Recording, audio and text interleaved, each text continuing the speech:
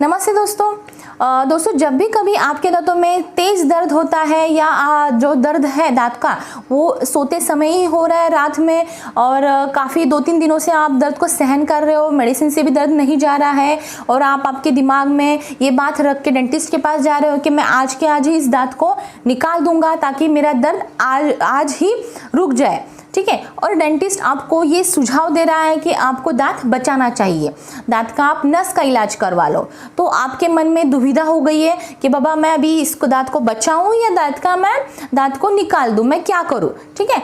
तो आइए दोस्तों इसी बात पे या इसी कन्फ्यूजन को हम दूर करने की आज कोशिश करते हैं।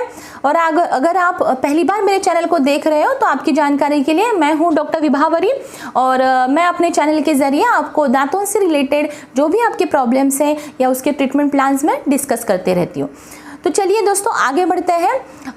जैसे मैंने पहले आपको इंट्रोडक्शन में ये कहा कि दांतों में आपके डीप कैविटी हो गई है और आप दर्द सहन कर रहे हो, काफ़ी दिनों से दर्द को सहन कर रहे हो, मेडिसिन खा रहे हो, फिर भी दर्द नहीं रुक रहा है। तो इस कंडीशन में क्या करें?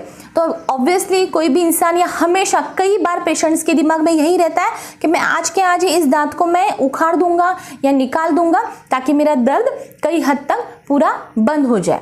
और जब आप डेंटिस्ट के पास जाते हो, डेंटिस्ट आपको रूट कैनाल करने की सलाह देता है। तो दोस्तों रूट कैनाल करते समय क्या करते हैं हम?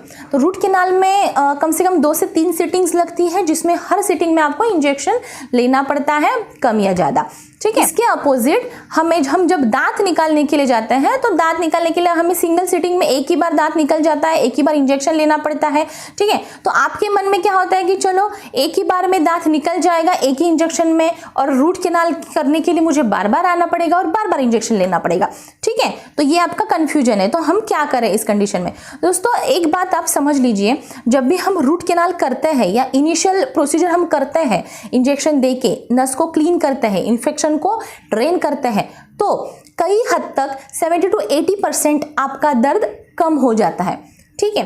लेकिन जब आप तुरंत दांत को निकालते हो, दांत को उखाड़ देते हो, तो वो जो जख्म रहती है या जो वो सॉकेट रहता है वो भरने के लिए आपको 1 हफ्ता लगता है या आपको वो दर्द 3 से 4 दिन तक सहन करना पड़ता है, क्योंकि दांत निकालने के बाद वो जख्म को हील होने के लिए जैसे जैसे वो ड्राई होता है सॉकेट, जैसे जैसे हील होता है वो आपको दर्द देता है।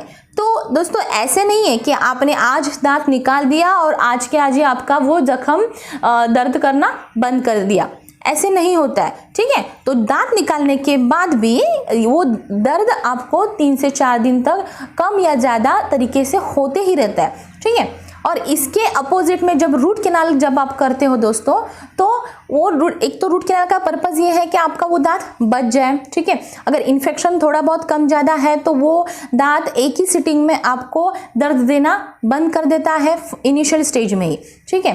तो ये एक रूट कैनाल का आपको फ़ायदा है कि कम से कम फर्स्ट विजिट में ही आपका दर्द की इंटेंसिटी वो कम करता है। और अगर दोस्तों आप दांत निकाल रहे हो तो उसकी कोई गारंटी नहीं है कि दांत निकालने के बाद रातों रात वो दर्द तुरंत बैठ जाए या पूरा ही बंद हो जाए। दोस्तों ये था रूट कैनाल करते समय रूट कैनाल करने के बाद या करते समय कितना दर्द आपका कम हो सकता है और दांत निकालने के बाद कितना दर्द कम हो सकता है, ठीक है। तो ये तो आपको समझ में आ गया होगा कि दर्द दोनों ही चीज़ों में होता है, लेकिन एक का पर्पज़ है दांत को बचाना और दूसरा पर्पज़ जो आप लेके आ रहे हो उसको है वो दांत को निकालना। तो और एक मैं बात आपको बताना चाहती हूँ कि दांत निकालने के बाद दोस्तों जो जगह बचती है उसको आपको तुरंत कुछ दिनों के बाद नया दांत रिप्लेस करना ज़रूरी होता है। क्यों? क्योंकि आप दांत निकाल रहे हो और वो जगह वहाँ पे खाली है। जब भी आप बाइट कर रहे हो, सोचो अगर आपने नीचे का दांत निकाला है तो आप जब भी बाइट कर रहे हो तो नीचे आपको कोई भी स्टॉपर नहीं है या कोई दांत नहीं है, इसलिए ऊपर के दांत को कुछ भी टच नहीं कर रहा है क्योंकि स्पेस खाली है, ठीक है। तो इस कंडीशन में ऊपर का दांत का लेवल नीचे आ जाता है या दांत नीचे आ जाता है, या अगर नीचे वाला दांत निकाला हुआ है तो साइड के दांतों में भी चेंजेस आते हैं, दांतों के बीच में गैप आते हैं और साइड के दांत वो जगह के आजू बाजू के दांत मूव होना चालू होता है। मतलब अगर आपने बीच का दांत निकाला है तो ये साइड के 2 दांत टिल्ट होना चालू होता है। तो ये एक आपका नुकसान है दांत उखाड़ने का, मतलब दांत निकालने का।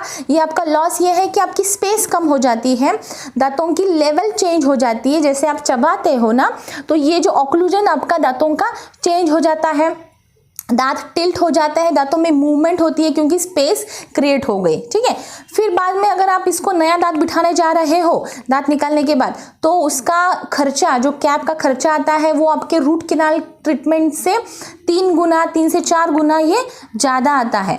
तो आप दांत निकालने के बाद ये आप कंपेयर करो आपके मन में कि मैं अगर दांत दर्द हो रहा है और दर्द के कारण मैं दांत निकालने के लिए मैं डॉक्टर को कह रहा हूँ, तो उसका मेरा नुकसान क्या है। एक तो आपके दांतों में जगह बढ़ जाती है, स्पेस बढ़ती है। अगर आप नया दांत बिठा रहे हो तो उसका आपका 3 गुना उसका खर्चा बढ़ जाता है। ठीक है, और जो नकली दांत आता है या जो आर्टिफिशियल जो आप कैप बिठाओगे तो उसमें भी आपको खाने में कई तरह की पाबंदी आ सकती है। तो ये आपका दांत निकालने का ये लॉस है। ठीक है, जबकि आप रूट कैनाल करके दांत को बचा रहे हो तो कुछ और ज़्यादा साल इस दांत से आप खाना खा सकते हो, या वो दांत उसी जगह पे होने के कारण आपका जो स्पेसिंग का प्रॉब्लम है या दांतों आजू बाजू के दांत टिल्ट होने का या लेवल ऊपर नीचे होने का प्रॉब्लम कुछ सालों तक तो एटलीस्ट आप उसको कंट्रोल कर सकते हो। ठीक है, तो दोस्तों मैं आशा करती हूँ आपका ये कन्फ्यूजन कि दांत को निकाले या दांत को बचाए, ये कन्फ्यूजन काफ़ी हद तक दूर हो गया होगा। तब तक के लिए धन्यवाद।